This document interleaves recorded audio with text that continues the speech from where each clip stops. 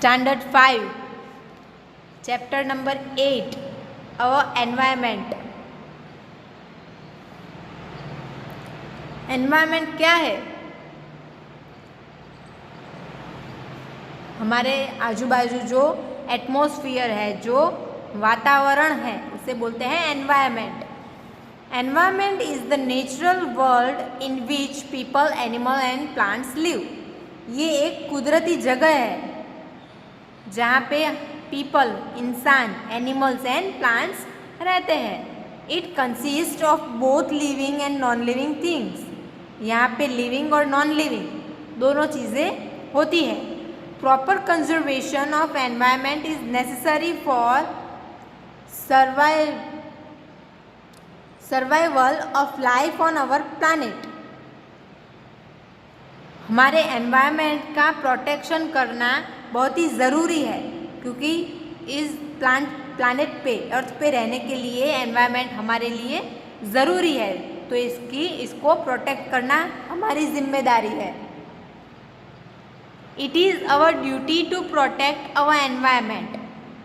हाँ, एनवायरमेंट को प्रोटेक्ट करना हमारी ड्यूटी है. Nowadays our environment is facing a lot of threats. बहुत ही ज़्यादा खतरा बढ़ गया है अभी एनवायरमेंट को.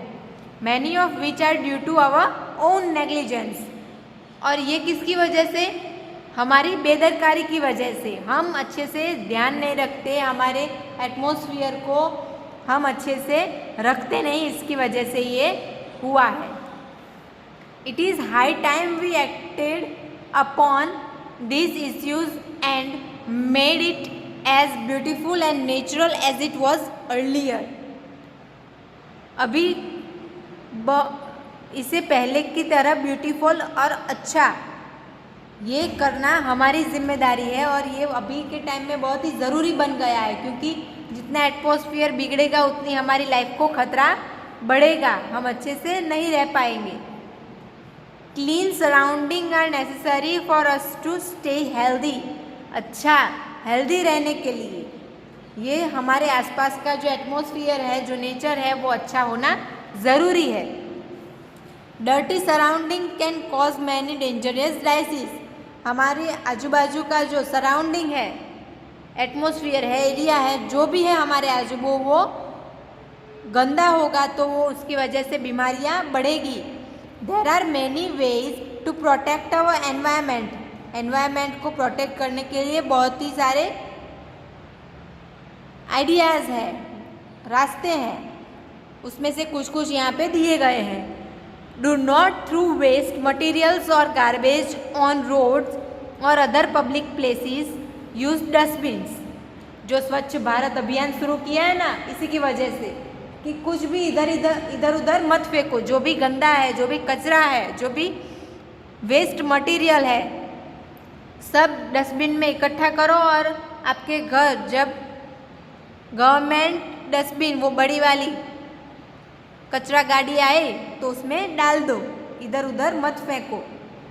Avoid the use of plastic bags which are a serious threat to environment. Plastic bag को आप इधर उधर नहीं डाल सकते, उसकी वजह से ये एनवायरमेंट में बिगाड़ आता है. यूज़ पेपर और cloth bags instead. Plastic bag की जगह पेपर, कागज़ या फिर कपड़े की बैग का इस्तेमाल करें, जो रीयूज़ हो सकती है. प्लास्टिक बैग रीयूज़ नहीं होगी और वो एनवायरमेंट को बिगाड़ेगी. Do not spit. कहीं पे थूकिए मत. यूरेनेट. कई सारे लोग ऐसे होते हैं, कहीं बाहर निकले हैं तो कहीं भी बैठ जाएंगे सुसु बुसु करने. वो नहीं करना चाहिए, गंदी बात है. सुलभ शौचालय की सुविधा हमें दी गई है, गवर्नमेंट ने हर जगह पे बनवाए हैं, तो उसका यूज़ करना चाहिए. इन ओपन और public places. Do not pollute the reverse. नदियों को बिगाड़ना नहीं चाहिए. विसर्जन करते हैं, उसमें कचरा डाल के उसको हम जाने देते हैं, वो सब नहीं करना चाहिए. Throwing any waste material. Okay. Types of waste. कितने प्रकार के वेस्ट होते हैं? तो there are mainly 2 types of waste material. Waste material 2 प्रकार के होते हैं। They are biodegradable waste material and non biodegradable waste material. Bio मतलब हानि रहित, जो रीयूज हो सकते हैं, और नॉन बायो मतलब जो रीयूज नहीं हो सकते हैं। Bio waste materials can decompose naturally, ये सारे अपने तरीके से ही नेचुरली फिर से डिकम्पोज हो जाएंगी। मतलब अगर ये हम सब्जी का कचरा जो है, जो छिलके ये वो सब वगैरह है, अगर वो हम डालेंगे कहीं पे तो वो क्या बोलते हैं उसे, एकदम बिगड़ के वो मिट्टी में घुल जाएगा और फर्टाइल का काम करेगा, मतलब वो बायो वेस्ट है। They include left over food, human and animal waste, fruit vegetable leaves etcetera. इस वेस्ट में क्या आता है, तो लेफ्ट ओवर फूड जो खाना बचा है, human and animal waste, fruits vegetables leaves, वो सब। दिस वेस्ट रोट मतलब सड़ना, पहले सड़ता है, and decompose with the soil easily, ये सड़ के मिट्टी में घुल जाता है और ये फर्टाइल का काम करता है। Micro organism such as bacteria, fungi and earthworms have to decompose this waste. Decompose करने में कौन इसकी हेल्प करता है, बैक्टीरिया, फंगस, अर्थवॉर्म्स मतलब जो ईयड़ और वो सब होते हैं ना, छोटे छोटे इंसेक्ट, वो सब मिलके इसे सड़ाते हैं और इसको खाद में कन्वर्ट करते हैं और फर्टाइल बनाते हैं, और ये डिकम्पोज हो जाता है। नॉन बायो मतलब जो डिकम्पोज नहीं होता है अपने आप, they take thousands of year to decompose, इन सबको डिकम्पोज होने में हजारों साल लग जाएंगे। They are the main reason of soil pollution, इसी की वजह से सॉइल पॉल्यूशन होता है। They do not break down in the soil causing the soil to lose its fertility. तो हमें ये ध्यान रखना चाहिए कि जो नॉन बायो चीज़ें हैं, वेस्ट मटेरियल है, उसे हमें इधर उधर नहीं डालना चाहिए सॉइल पे। इसी की वजह से सॉइल की जो फर्टिलिटी होती है वो कम हो जाती है। Plastics, poisons, chemical substance, bottle and cans are some non bio waste. जो प्लास्टिक है, केमिकल सब्सटेंस है, बॉटल्स हैं, कैंस है, ये सारी चीज़ें नॉन बायो है। हाँ, इनको इकट्ठा करके अगर आप कोई फैक्ट्री में जहाँ पे ये रीयूज़ होते हैं वहाँ पे अगर आप दे आओ तो सॉइल की फर्टिलिटी भी कम नहीं होगी और इसका रीयूज़ भी हो जाएगा। They are a major threat to the environment, इसी की वजह से एनवायरनमेंट ज़्यादातर बिगड़ता है। तो आपको कचरा इधर उधर नहीं डालना चाहिए। डिस्पोजल ऑफ वेस्ट, ग्रीन और रेड ऐसा होता है ना, एक में गीला कचरा एक में सूखा कचरा, वो। There are numerous ways to dispose waste like burning, vermicomposting मतलब जीव जंतु से जो सड़ जाते हैं वो, open dumping and making compost pits and landfills मतलब गड्ढे को फिलअप करते हैं। इन सब चीज़ों से डिस्पोज होता है। वेस्ट कहाँ कहाँ हम डाल सकते हैं। In cities and towns the government authorities use different method of dispose waste. अलग अलग जगह पे अलग अलग गवर्नमेंट होती हैं और वो अपनी अथॉरिटी में अपनी अपनी तरीके से डिस्पोजल करते हैं वेस्ट का। Some of them are explain below, उसमें से जो कुछ है वो नीचे दिए गए हैं। Open dumping, this method is used in most cities and towns, सबसे ज़्यादा ये यूज होता है open dumping. Waste are loaded in truck, जितना भी कचरा होता है सबको इकट्ठा करके एक ट्रक में भर के then taken far away from the town और सिटीज, उसे गांव या शहर से दूर ले जाकर एक जगह होती है वहाँ पे डाल देते हैं। But this is not an eco friendly way of waste disposal, ये इको फ्रेंडली नहीं है। It can pollute the environment, इसकी वजह से एनवायरमेंट पॉल्यूट होता है। एक तो इतना सारा गंदा कचरा ट्रक भर के अगर किसी जगह पे होगा तो कितनी बदबू आएगी, वहाँ पे कोई रह नहीं सकेगा कि वहाँ पे कितने मक्खी मच्छर ये सब बढ़ेंगे, इसकी वजह से डिजीज़ होगा, बीमारियाँ फैलेगी। वहाँ पे देखिए, यहाँ पे ऐसे गाय भैंस ऐसे एनिमल वहाँ पे खाने के लिए जाते हैं, अगर प्लास्टिक खा लिया तो उनका पेट बिगड़ जाएगा और वो भी मर जाएंगी। तो ये ओपन डंपिंग अच्छी बात नहीं है। कंपोस्ट पीट्स, मतलब a compost pits can be made at home, ये घर पे ही बनता है। It is commonly found in village, ये सबसे ज़्यादा गांव में होते हैं। It is made by digging a pit in the ground, एक ग्राउंड होता है वहाँ पे खड्डे जैसा करते हैं या फिर इस तरह से एक पॉट बड़ा सा बास्केट लेते हैं।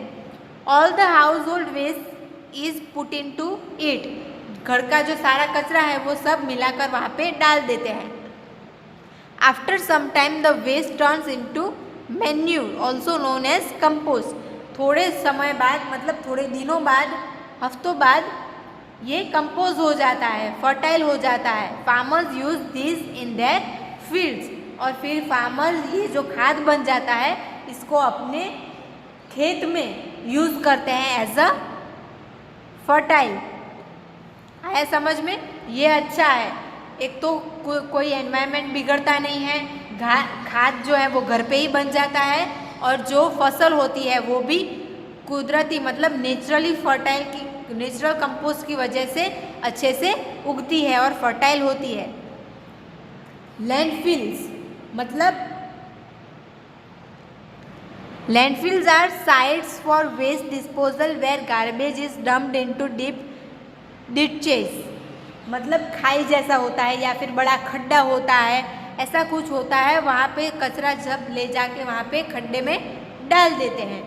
Once full they are covered with soil, एक बार जब वो खड्डा भर जाता है फिर उसे मिट्टी से, सॉइल से कवर कर देते हैं। Although it is an old method of waste disposal, ये एक तरीके से अच्छा है कि ये खड्डा भर जाए फिर उसके ऊपर सॉइल ऐसे बिछा देते हैं, तो इससे बास नहीं आएगी, बदबू नहीं आएगी, और जो अंदर ही अंदर हो है वो फर्टाइल होता रहेगा। It is still a threat to the local environment, इसकी वजह से जो लोकल एनवायरनमेंट है उसके ऊपर खतरा है, क्योंकि साथ में प्लास्टिक डालते हैं। वहाँ पे अगर आप प्लास्टिक नहीं डालोगे, प्लास्टिक को अलग करके इंडस्ट्रीज़ में दे आओगे रीयूज़ के लिए, और सिर्फ फर्टाइल जो बायो वेस्ट है वो ही अगर आप लैंडफिल में डालोगे तो वो अच्छा बन जाएगा। आया समझ में सबको? अब है द 3R।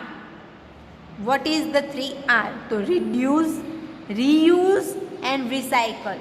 रिड्यूस मतलब कम करना, जो गंदा कचरा है, जिसकी वजह से एनवायरनमेंट बिगड़ता है, वो उन सारी चीज़ों को रिड्यूस करना है, कम करना है। रीयूज़ तो कुछ चीज़ें ऐसी होती है जिसको हम रीयूज़ कर सकते हैं, फिर से इस्तेमाल कर सकते हैं। और रिसाइकल मतलब कुछ चीज़ें ऐसी होती हैं वो जो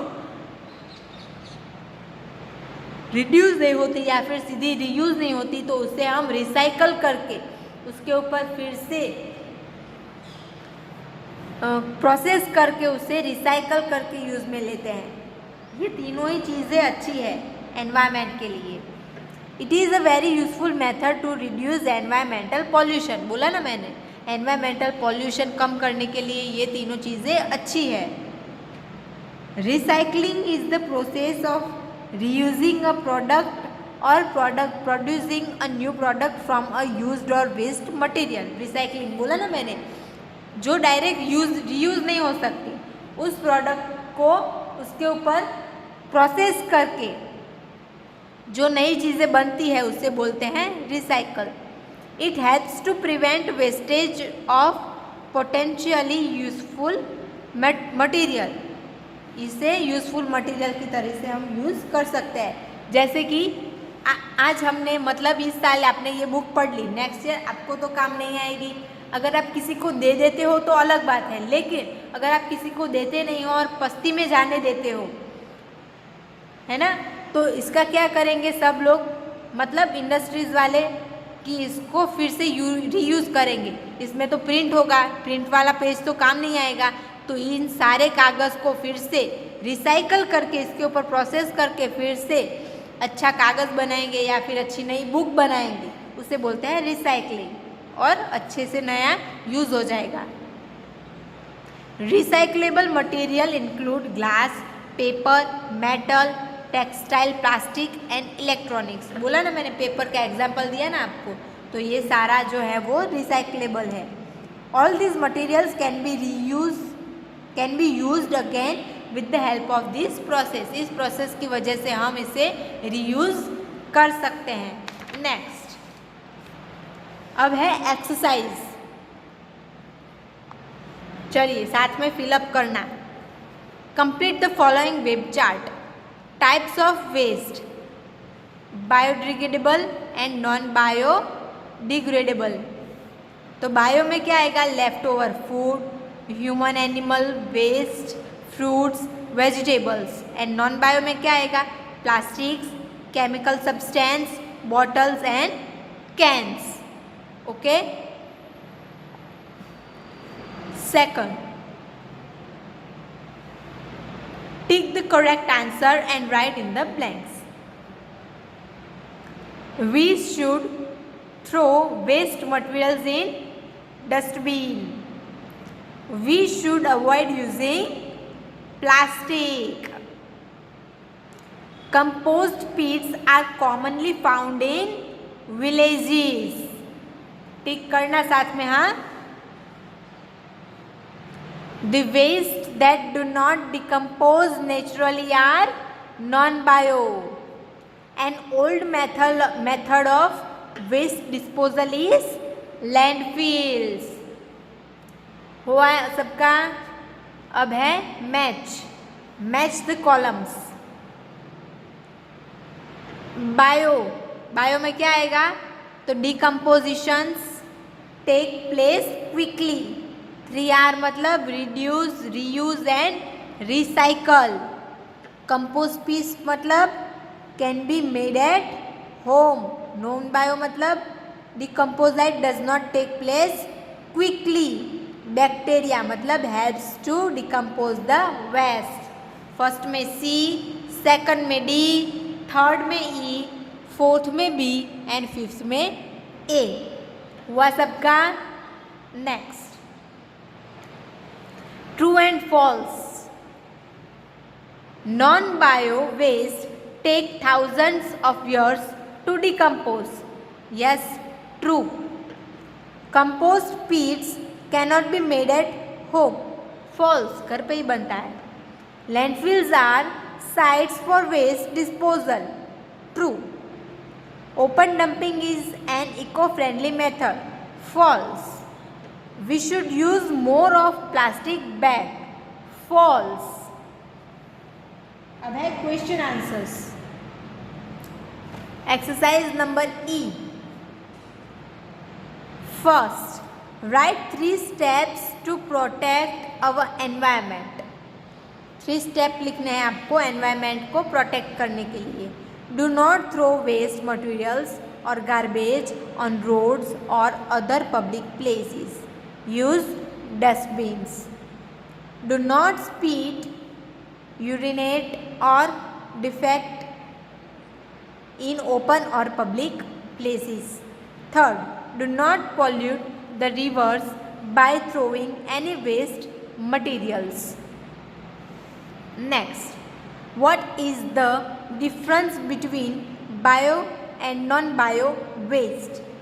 तो डिफरेंस लिखना है आपको बीच में स्केल से लाइन ड्रॉ करनी है एंड फिर लिखना है bio and non bio. Okay. Bio में आएगा first, it can decompose naturally, और नॉन बायो में फर्स्ट आएगा it do not decompose naturally. Second आएगा बायो में, they include left over food, human and animal waste, fruits, vegetables, leaves etcetera. And non bio में second आएगा, they include plastics, poisonous chemical substance, bottles and cans. Bio में third आएगा, these waste rot and decompose with the soil easily.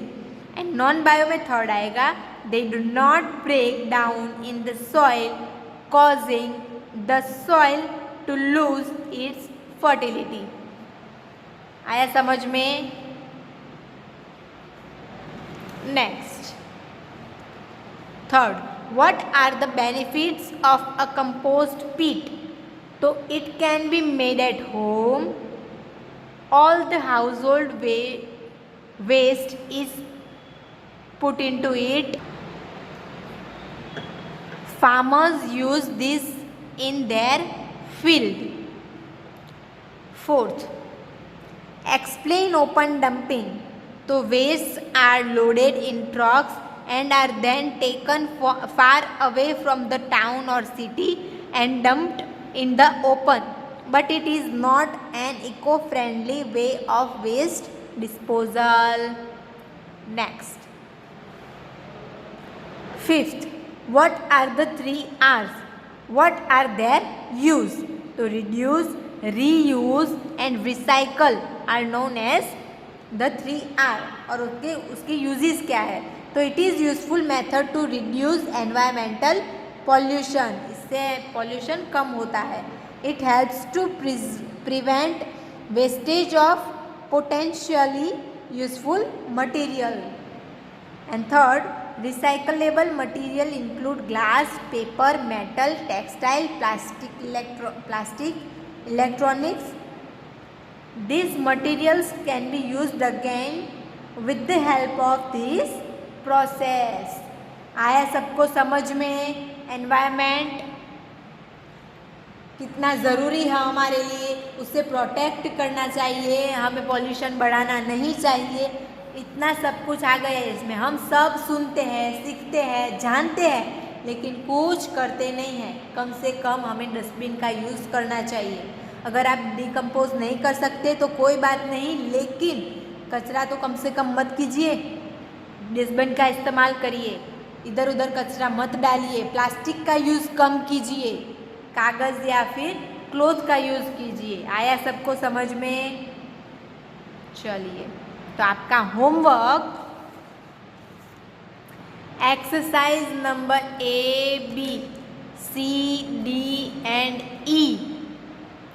पाँचों के पाँचों आपको आपकी notebook में लिखने हैं. ओके, ABCD ये तो टेक्स्ट बुक में हमने यहाँ पे फिलअप कर लिया. ओके, ये चारों और एक्सरसाइज नंबर E सबके सब आपको आपकी नोटबुक में लिखने हैं. आपका होमवर्क है chapter number 8, right exercise number A to E, ABCDE सारी की सारी आपको आपकी SS की नोटबुक में लिखना है. Okay, thank you.